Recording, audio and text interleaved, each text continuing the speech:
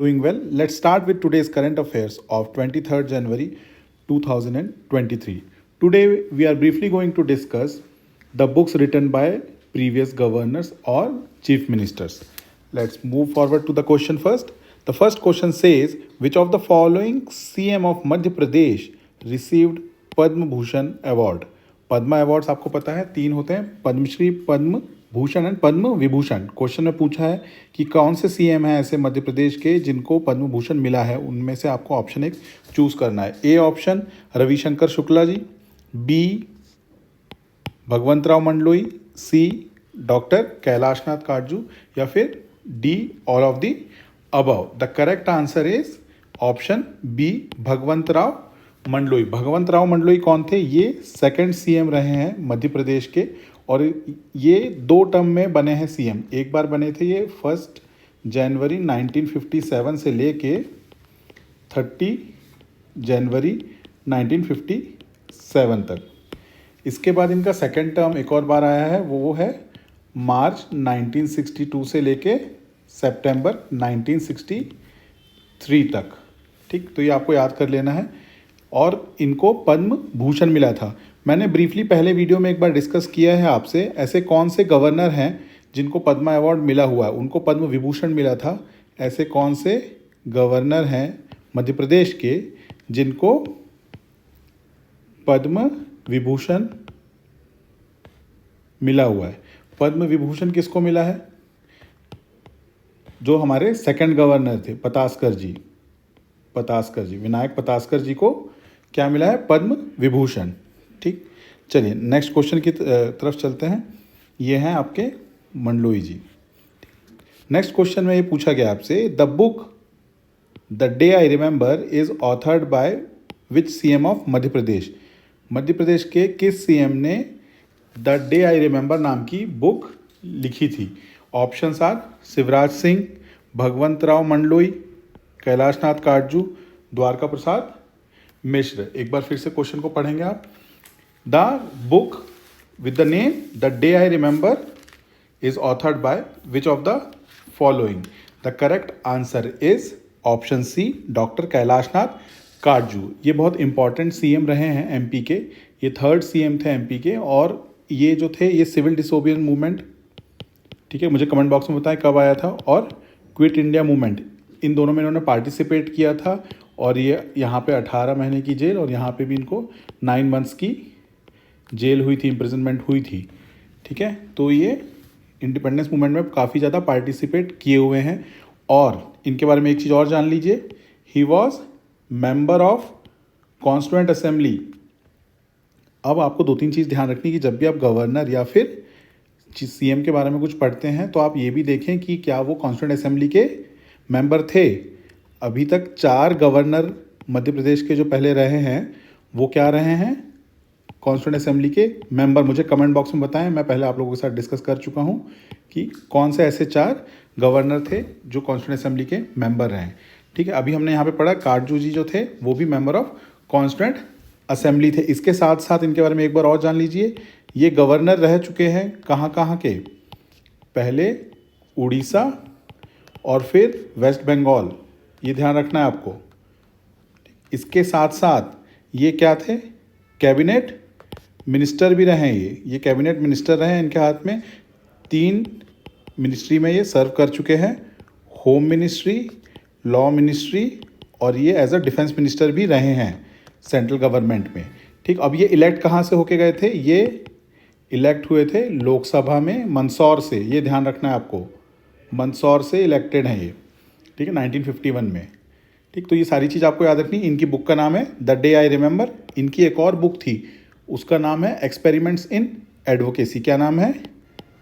Experiment in advocacy.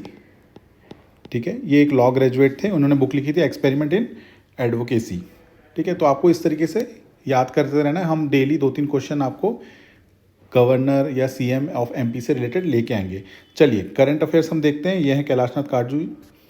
तो आज एक नया अपॉइंटमेंट हुआ है recently, who has been appointed as chairman of Madhya Pradesh Mati Kala board. माटी कला मतलब जो मिट्टी से जो भी चीज़ें बनती हैं उनसे रिलेटेड एक बोर्ड है मध्य प्रदेश माटी कला बोर्ड। उसको कब इस्टेब्लिश किया गया ये भी हम पढ़ेंगे, उसका हेडक्वार्टर कहाँ है हमें ये भी देखना है। और अभी क्वेश्चन में जो आपसे पूछा गया है कि रिसेंटली किसको उसका चेयरमैन बनाया गया है, ऑप्शन सर आशीष गुप्त, शैलेंद्र शर्मा, रामदयाल प्रजापति या Nandram Kushwaha. The correct answer of this question is Ramdayal Prajapati. Ramdayal Prajapati को क्या बनाया गया है, मध्य प्रदेश माटी कला बोर्ड का चेयरपर्सन बनाया गया है। अब ये जो मध्य प्रदेश माटी कला बोर्ड है इसका इस्टेब्लिशमेंट ईयर क्या है, इसका इस्टेब्लिशमेंट ईयर है 2008 और इसका हेडक्वार्टर कहाँ पे है, भोपाल। ठीक है, ये आपको याद कर लेना है। उसी तरीके से यहाँ जो आपको एक और नाम दिख रहा है शैलेंद्र शर्मा जी, शैलेंद्र शर्मा जी कौन है, ये भी चेयरमैन है एक बॉडी के जिसका नाम है एमपी रोजगार निर्माण।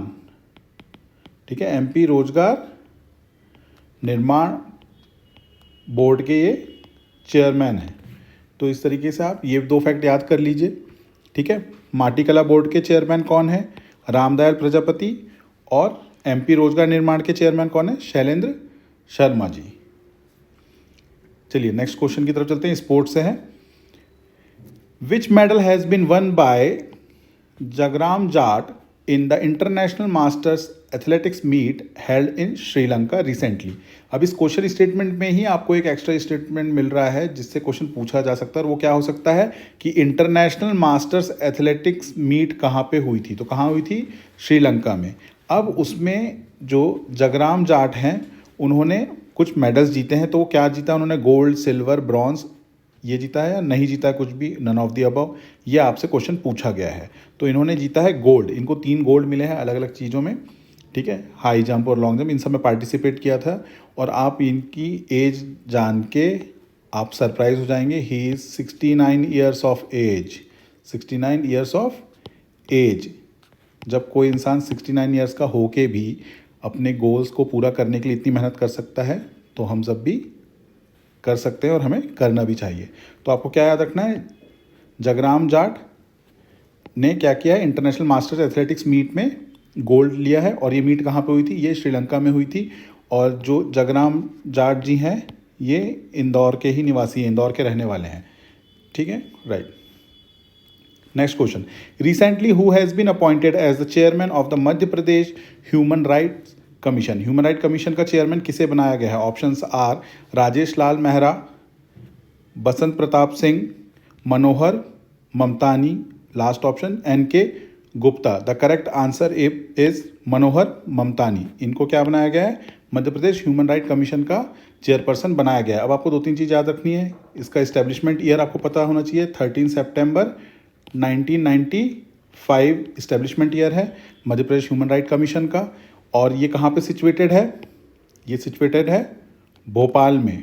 ठीक है, हमने पीछे डिस्कस भी किया था, जिस बिल्डिंग में है उसको क्या बोलते हैं, पर्यावास भवन, पर्यावास भवन।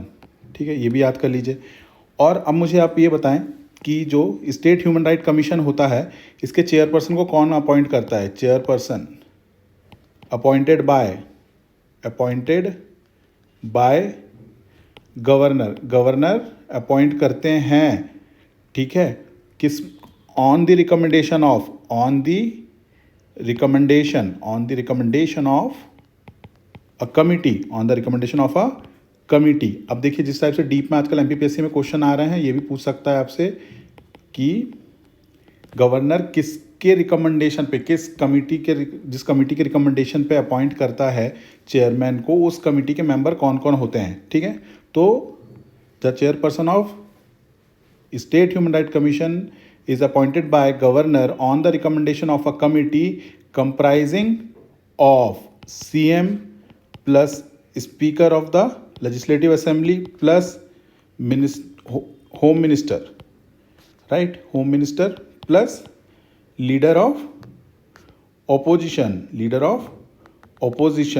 in the Legislative Assembly। ये कमिटी में ये 4 लोग होते हैं, CM, Speaker of the Legislative Assembly, home minister of the state and leader of opposition in the legislative assembly. ये मिलके क्या बनाते हैं, एक कमिटी, ये कमिटी के पार्ट होते हैं और वो कमिटी रिकमेंड करती है गवर्नर को कि किसे चेयरमैन बनाना है। ठीक है, अब यहाँ आप क्वेश्चन में देख सकते हैं जो दूसरा ऑप्शन है बहुत ईजी है, राजेश लाल मेहरा जी, ठीक है, ये कौन है? ये एमपीपीएससी के चेयरमैन है। कौन है ये? एमपीपीएससी के चेयरमैन है, ठीक है। एमपीपीएससी कब इस्टेब्लिश किया गया है? ये किया गया है 1 नवंबर 1956 को एमपीपीएससी का इस्टेब्लिशमेंट ईयर है, ठीक है। उसके बाद आप देखेंगे एक और नाम आपको यहाँ पे दिखा है, बसंत प्रताप सिंह। बसंत प्रताप सिंह कौन है? ये हेड करते हैं आपका स्टेट इलेक्शन कमीशन को, ये हेड करते हैं। इसका इस्टेब्लिशमेंट ईयर क्या है? 1 फरवरी 1994। और एनके गुप्ता कौन है? ये आपके एमपी के लोकायुक्त है, एमपी लोकायुक्त, ठीक है। तो ये सारी इन्फॉर्मेशन आपको याद कर लेनी है। राजेश लाल मेहता जी कौन है? एमपीपीएससी के चेयरमैन है, जिसका इस्टेब्लिशमेंट कब हुआ है? 1 नवंबर 1956 को हुआ है। बसंत प्रताप सिंह कौन है? State election commissioner. उस जो बॉडी का है, जो स्टेट इलेक्शन कमीशन है, कब इस्टेब्लिश किया गया? 1 फरवरी 1994 में किया गया है। तो ये सारी चीज़ें आपको याद करनी है। इसका टेस्ट होगा नेक्स्ट वीक, तो आप उसको एप्लीकेशन में दे सकते हैं उस टेस्ट को। चलिए आगे बढ़ते हैं, देखते हैं next question. Recently which district collector Ashish Singh has been honoured with the excellence in governance award?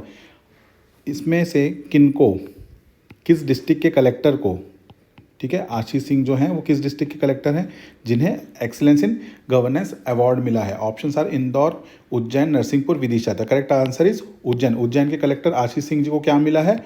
Excellence in governance award, right. चलिए आगे देखते हैं। ये जो आप स्क्रीन में अपने देख पा रहे हैं, प्रीलिम्स का क्रैश कोर्स जो हमारा शुरू हुआ है, टारगेटिंग 21 में 2023 को जो होने वाला प्रीलिम्स है, तो उसमें डेली हम जो भी क्लास में पढ़ाते हैं, जैसे 21 जनवरी को हमने जो भी पढ़ाया, जो अलग अलग टीचर्स ने पढ़ाया, उन टीचर्स ने अपने अपने क्वेश्चंस दिए हैं। वो यहाँ पे आपको दिख रहे हैं सारे 34 क्वेश्चंस एक ही डे में दिए जाते हैं। जैसे ही आपका लेक्चर ख़त्म होता है तो ये क्वेश्चंस आ जाते हैं।